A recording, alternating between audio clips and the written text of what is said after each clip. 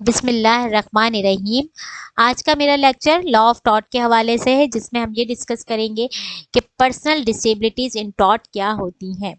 Means कि हमें ये देखना है कि under the law of taught कौन कौन से ऐसे पर्सन हैं जो कि सूट फाइल नहीं कर सकते और कौन कौन से ऐसे पर्सन हैं जिनके अगेंस्ट केस फाइल नहीं हो सकता, और कौन कौन से ऐसे पर्सन हैं जो कि केस फाइल नहीं कर सकते।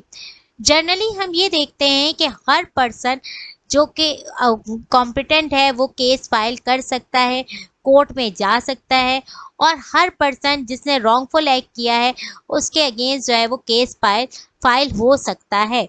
मीन कि every person become a competent to become a party in a suit. Mean कोई भी पर्सन जो है वो सूट फाइल कर सकता है, जनरली हम ये कहते हैं। ठीक है, मीन के हर पर्सन प्लेंटिफ भी बन सकता है और डिफेंडेंट भी बन सकता है। प्लेंटिफ से यहाँ पे मुराद क्या है? प्लेंटिफ से मुराद है कि वो पर्सन जिसके राइट की वायलेशन हुई हो और वो कोर्ट में जाए, अपने राइट की जो है वो क्लेम करे और कोर्ट में जाके सूट फाइल करे, तो कोर्ट फिर उसे रेमेडी प्रोवाइड करती है। लॉ ऑफ टॉट में कुछ एक्सेप्शंस मौजूद हैं।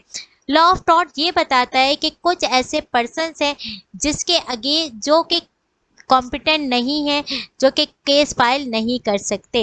वो कौन कौन से पर्सन है? Number 1, a convict, an alien enemy, married women, corporation, unincorporated association, infant and insolvent. Number 1 है कन्विक्ट।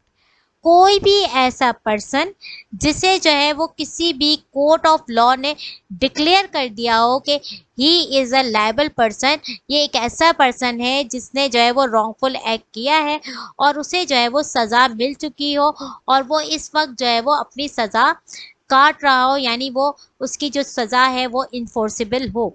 ठीक है, नॉर्मली लॉ ऑफ टॉर्ट में वो केस फाइल नहीं कर सकता। मीन पर्सनल राइट्स के लिए, जो भी उसके पर्सनल राइट्स हैं उनकी अगर वायलेशन होती है तो वो कोर्ट में केस फाइल नहीं कर सकता। लेकिन अगर उसकी प्रॉपर्टी को कोई नुकसान होता है, कोई इंजरी होती है, तो इस कंडीशन में वो केस फाइल कर सकता है। ठीक है, अच्छा, जब लॉ ऑफ टॉर्ट में इनिशियली ये था कि जो भी कन्वर्ट पर्सन है वो अपनी प्रॉपर्टी के लिए भी केस फाइल नहीं कर सकता, लेकिन बाद में क्रिमिनल जस्टिस एक्ट 1948 में ये बताया गया कि जो कन्वर्ट पर्सन है, अगर उसकी प्रॉपर्टी को किसी किस्म का कोई लॉस होता है, कोई इंजरी होती है, तो वो केस फाइल कर सकता है। पाकिस्तान में इसकी पोजीशन ये है कि पाकिस्तान में कोई भी कन्विक्ट पर्सन अपनी जो उसकी प्रॉपर्टी को अगर कोई लॉस पहुंचता है तो वो केस फाइल कर सकता है। सेकंड वन है हमारे पास एन एलियन एनिमी। कोई भी दुश्मन कंट्री का जो सिटीजन है, ठीक है, वो जो है किसी दूसरी कंट्री में अपने जो फंडामेंटल राइट्स हैं उनकी इन्फोर्समेंट के लिए केस फाइल नहीं कर सकता। फॉर एग्जांपल, कोई इंडियन शहरी अगर पाकिस्तान में for the enforcement of fundamental right case file करता है तो वो उसकी उसे इजाज़त नहीं है। ठीक है, an alien enemy can not sue in his own rights. वो अपने राइट्स के लिए केस फाइल नहीं कर सकता। अगर वो केस फाइल करना चाहे तो उसको जो है फेडरल गवर्नमेंट से इजाज़त लेनी होगी under section 83 of civil procedural code. Civil procedural code के सेक्शन 83 के तहत वो सबसे पहले फेडरल गवर्नमेंट से इजाज़त लेगा, उसके बाद जो है वो केस फाइल कर सकता है, अदरवाइज वो केस फाइल नहीं कर सकता। Third one is married women. देखिए, initially under English law, husband and wife both consider as a single personality। देखें, जब भी हम बात करते हैं लॉ ऑफ टॉट की तो हमें पता है लॉ ऑफ टॉट हमारे पास जो ओरिजिनेट हुआ है वो बेसिकली हमारे पास जो है वो कॉमन लॉ से आया है। ठीक है, तो उसमें ये था कि जो हस्बैंड एंड वाइफ है वो सिंगल इंटेंटिटी है, यानी वो एक ही पर्सनालिटी है, इसलिए वो एक दूसरे के अगेंस्ट जो है वो केस फाइल नहीं कर सकते। लेकिन बाद में दी मैरिड वुमेन प्रॉपर्टी एक्ट 1882, और उसके बाद एक और आया the law of reform husband and wife act 1962, जिसमें सिचुएशन चेंज हो गई और उसमें ये कहा जा गया कि जो मैरिड वुमेन है वो अपने हस्बैंड के अगेंस्ट जो है वो केस फाइल कर सकती है, और वो इंडिविजुअली भी केस फाइल कर सकती है। उसमें ज़रूरी नहीं कि उसका हस्बैंड उसका पार्टी बने तो वो केस फाइल करेगी, नहीं, वो इंडिविजुअली केस फाइल कर सकती है। पाकिस्तान में इसकी सिचुएशन ये है कि in Pakistan husband and wife is having different legal identity, therefore she can sue her husband and other person independently। देखिए पाकिस्तान में हस्बैंड एंड वाइफ को एक डिफरेंट लीगल आइडेंटिटी दी जा गई है, जिसके तहत वाइफ जो है वो अपने हस्बैंड पे भी केस फाइल कर सकती है और किसी भी दूसरे शख्स पे केस फाइल कर सकती है independently for the enforcement of her right. हमारे पास corporation. A corporation is legal jurist person, therefore it can be sued another person। देखिए हमारे पास जो कॉर्पोरेशन है वो क्या होती है, एक लीगल पर्सन है, एक जुरिस्ट पर्सन कहलाती है, वो जो है वो केस फाइल कर सकती है।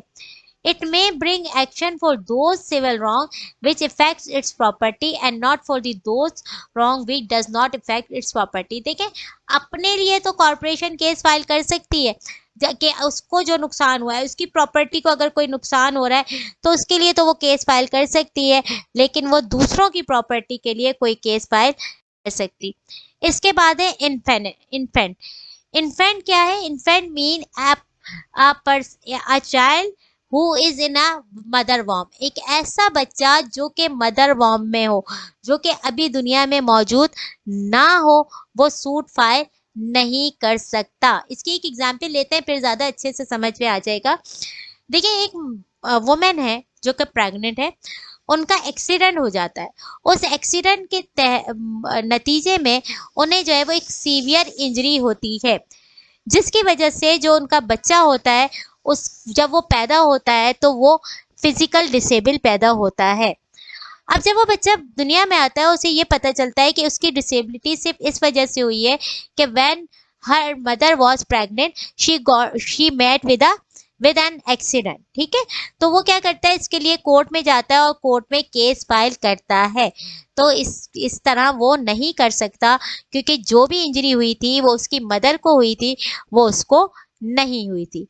ठीक है, तो minority is a legal disability due to which a child can not be sue. Minority क्या है? मिनोरिटी मीन ऐसा, मिनोरिटी मीन वो मिनोरिटीज नहीं, यानी कि ऐसा बच्चा जो कि माइनर है। ठीक है, माइनर होना ही एक लीगल डिसेबिलिटी है, जिसकी वजह से एक बच्चा जो है वो केस फाइल नहीं कर सकता। अगर किसी भी बच्चे को केस फाइल करना होता है तो वो अपने गार्जियंस के थ्रू कर सकता है या अपने किसी फ्रेंड्स के थ्रू कर सकता है। अगर कोई ऐसा पर्सन मौजूद नहीं है तो कोर्ट उसके लिए लीगल गार्जियन अपॉइंट करता है। इसके बाद है insolvent person. Insolvent is a person who can not और could not satisfy his liability. देखिए इंसॉल्वेंट मीन एक ऐसा पर्सन जो कि अपनी ही लाइबिलिटीज जो है वो फुलफिल नहीं कर सकता, और एक a person must be declare as an insolvent by a competent court of law. अगर किसी कोर्ट ने उसे इंसॉल्वेंट डिक्लेयर कर दिया है, then he can not be sue for his property. वो अपनी प्रॉपर्टी के लिए सू नहीं कर सकता, लेकिन वो उसके जो पर्सनल रॉन्ग्स हैं, यानी उसके अगेंस्ट अगर कोई पर्सनल रॉन्ग हुआ है तो उसके लिए तो वो सूट फाइल कर सकता है, लेकिन अगर वो सॉल्वेंट डिक्लेयर हो गया है तो वो अपनी प्रॉपर्टी के लिए सूट फाइल नहीं कर सकता। तो ये वो पर्सन हैं जो कि सूट फाइल नहीं कर सकते, हत्या कि इनके पास आम नॉर्मल रूटीन में उनके पास ये कैपेसिटी मौजूद है कि वो सूट फाइल कर सकते हैं, लेकिन अंडर द लॉ ये एक्सेप्शन दी गई है कि ये वो पर्सन से जो कि सूट फाइल नहीं कर सकते। ठीक है, अब हम आते हैं हु कैन बी सूट। क्या है, किस पे केस फाइल हो सकता है? कौन डिफेंडेंट हो सकता है? हर पर्सन डिफेंडेंट हो सकता है। हर वो पर्सन जिसने कोई रॉन्गफुल एक्ट किया हो उसके ऊपर जो है वो सूट फाइल हो सकता है। ठीक है, हर पर्सन जिसने किसी भी प्लेंटिफ के लीगल राइट की वॉयलेशन की हो, उसके ऊपर जो है वो सूट फाइल हो सकता है। तो हम ये कहते हैं every person is competent to be sued. हर पर्सन जो है वो कॉम्पिटेंट है कि उसके ऊपर सूट फाइल किया जा सकता है। लेकिन अंडर लॉ ऑफ टॉर्ट कुछ ऐसे पर्सन हैं जिनके ऊपर केस फाइल नहीं किया जा सकता, जो के डिफेंडेंट नहीं बन सकते। वो कौन कौन से पर्सन है? नंबर सवर्ण या किंग। देखिए इंग्लिश लॉ में ये English according to the constitution of English law जो है वो जो इंग्लिश कॉन्स्टिट्यूशन है, जो यूके का कॉन्स्टिट्यूशन है, वो ये कहता है king can not do wrong.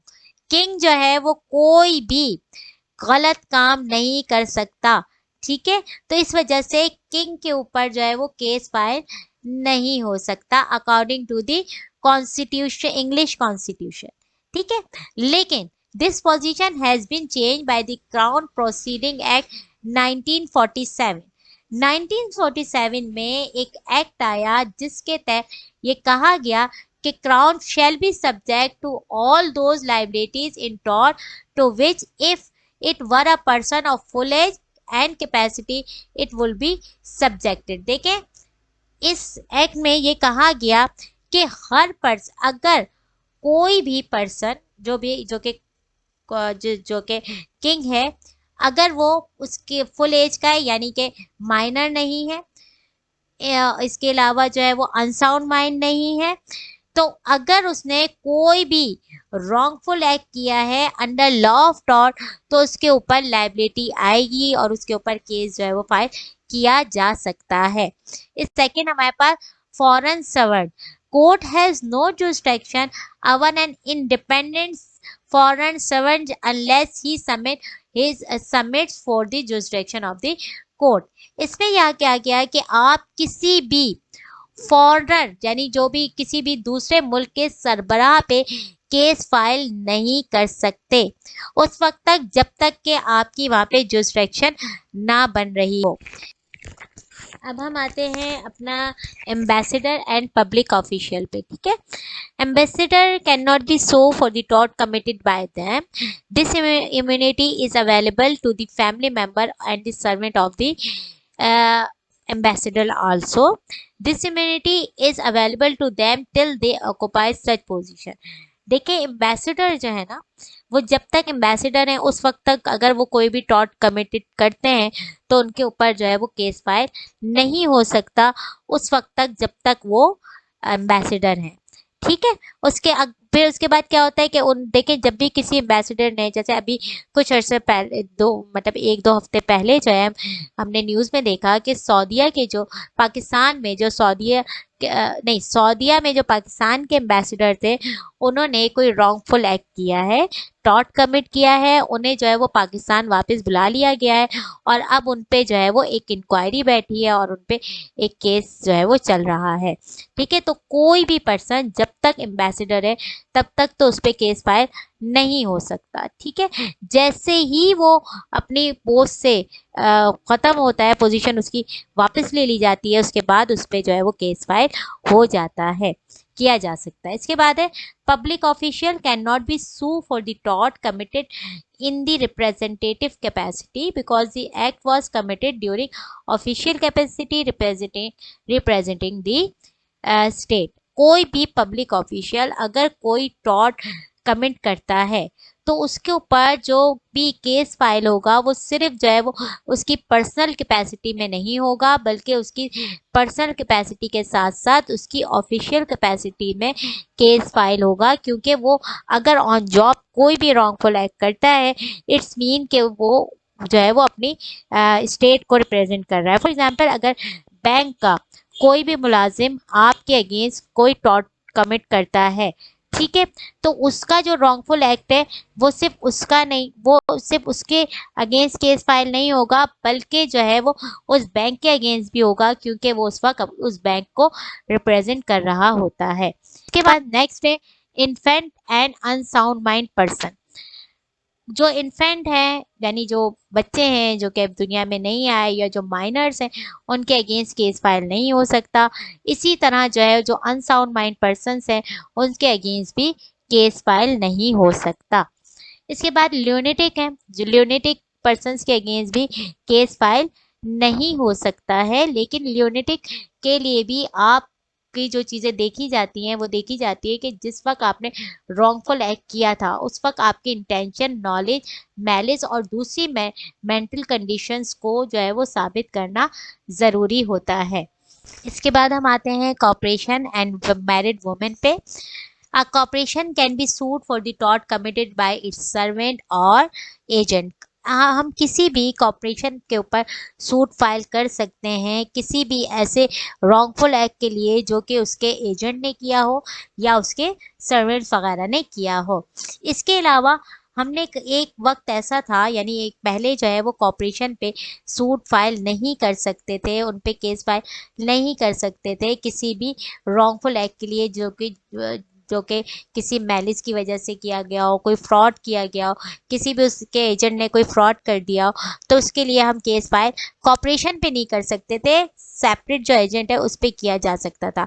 लेकिन अब जो है वो सूरत हाल चेंज हो गई है। अगर कोई भी एजेंट या सर्वेंट ऑफ द कॉरपोरेशन कोई भी रॉन्गफुल एक्ट करता है तो उसके ऊपर सूट फाइल किया जा सकता है।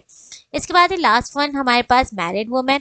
तो मैरिड वुमेन में हमने पहले ही जैसे डिस्कस किया कि मैरिड वुमेन के ऊपर जो है वो केस फाइल हो सकता है और मैरिड वुमेन भी केस फाइल कर सकती हैं। इनफैक्ट के हस्बैंड एंड वाइफ एक दूसरे पे भी केस फाइल कर सकते हैं for the wrong of property और for the wrong of person wrong के लिए भी कर सकते हैं और रॉन्ग अगेंस्ट दी प्रॉपर्टी के लिए भी केस फाइल कर सकते हैं। ठीक है, ये था मेरा आज का लेक्चर और आई होप कि आप लोगों को कुछ इससे सीखने का मौका मिला होगा और इंशाल्लाह ताला अपने नेक्स्ट लेक्चर में आपके सामने जो है वो दोबारा हाजिर होंगे। अपने फीडबैक से ज़रूर मुझे जो है वो आगाह कर दिया करें, कमेंट सेक्शन में अपना जो है वो कमेंट दे दिया करें कि आपको लेक्चर पसंद आया है या नहीं आया, और अगर नहीं आया तो उसमें मुझे क्या चीज़ और है जो मुझे मज़ीद इसमें बेहतरी लानी चाहिए। थैंक यू सो मच, अपना ख्याल रखिएगा। अल्लाह हाफिज़।